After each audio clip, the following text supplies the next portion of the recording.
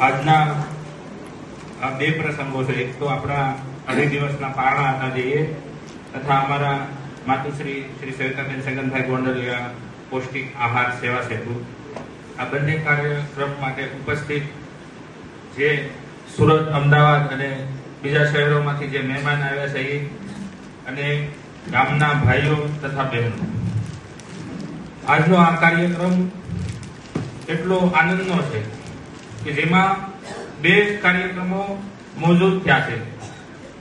જેમાં અઢી દિવસથી જે આપણા પ્રણામી ધર્મના ઉપવાસ ચાલતા હતા કે જે એક ધર્મનું, જેમ કે આપણા જીવનું કલ્યાણ કરવા માટેનો પ્રસંગ હતો અને દર વર્ષે આપણે જે ઉજવાય છે તેના આજે પારણાનો મહોત્સવ છે એ બહુ ખુશીની વાત છે.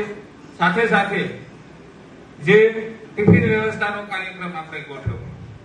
મિત્રો, આ એક જેમ કૃષ્ણ ભગવાને ગીતામાં લખેલું છે કર્મનો સિદ્ધાંત, ટિફિન વ્યવસ્થા એ એક કર્મનો સિદ્ધાંત પ્રમાણે એક કર્મનું મંદિર બનેલું છે, જેમાં બધાએ યોગદાન છે. છેલ્લા 2 મહિનાથી એક યજ્ઞ જેવું કાર્ય ચાલતું હતું અને એમાં સુરત યુવક મંડળ, અમૃતપુરનું યુવક મંડળ અને અમદાવાદ એ બધા એટલી મહેનત કરતા હતા, રાત દિવસની મહેનત થઈ એ લોકોની. અને મેં આ ટિફિનનો સંકલ્પ છેલ્લા 4 વર્ષથી કરેલો, પણ એક હાથે તાળી પડે ને એટલે બધા જયારે ભેગા થયા આજે અને બધાએ જે મહેનત કરેલી છે અને બધાએ જે યોગદાન આપેલું છે, તન, મન અને ધનથી ત્રણેય વસ્તુથી જે યોગદાન થયું અને જે ટિફિન વ્યવસ્થાની આપણે સેવા જે કરવામાં આવેલી છે, જેમ આપણે એને કહીએ કે કર્મનું મંદિર જે ઊભું થયું છે, તો આપણે બધાનો તાળીઓથી ખાસ ગડગડાટથી વધાવી લઈએ, તાળીઓના ગડગડાટથી. અને ખાસ કરીને અમૃતપુર યુવક મંડળ જે મહેનત કરી, સુરતના યુવક મંડળે જે મહેનત કરી છે અને અમદાવાદના યુવક મંડળે મહેનત કરી, તો આ ત્રણેયને પણ તાળીઓના ગડગડાટથી વધાવી લઈએ.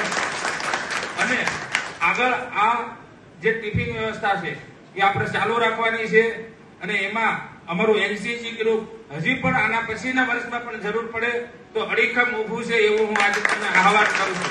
ક્યારેય પણ આ ટિફિન વ્યવસ્થાને આપણે બંધ થવા નથી દેવાનું. અમે એનું જેટલી પણ જરૂરત હશે એ પૂરી પાડીશું એવું હું પણ ખુદ આહવાન દઉં છું. અને આ જે ઉત્સાહ છે, જે આજે બધા સુરત, અમદાવાદથી દોડીને આનંદના પ્રસંગમાં આવ્યા છે તે બદલ પણ એનો પણ ખૂબ ખૂબ આભાર. આ સાથે મારા શબ્દોનો વિરામ આપું છું. પ્રણામ.